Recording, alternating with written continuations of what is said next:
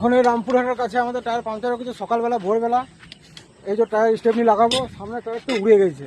টায়ারের একদম অবস্থা দেখবে, টায়ারের অবস্থা দেখো, পুরো টায়ার নেড়া হয়ে গেছে।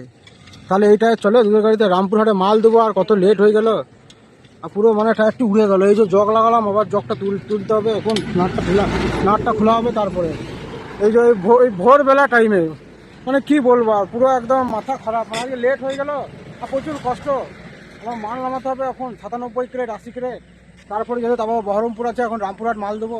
সকালবেলায় সবাইকে জানাই গুড মর্নিং। এই হালাত ড্রাইভার লাইফের টায়ার এখন লাগানো হবে। টায়ার সামনে টায়ার পুরো গেছে, এইটা লাগাবো। এটা তো মোটামুটি ঠিক আছে।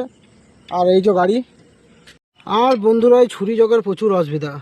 এই ছুরি জগ উঠাতে পুরো ফেটে যায়, দেখতে পাচ্ছ ছুরি জগ কীভাবে এক ঘাট করে ঘুরছে।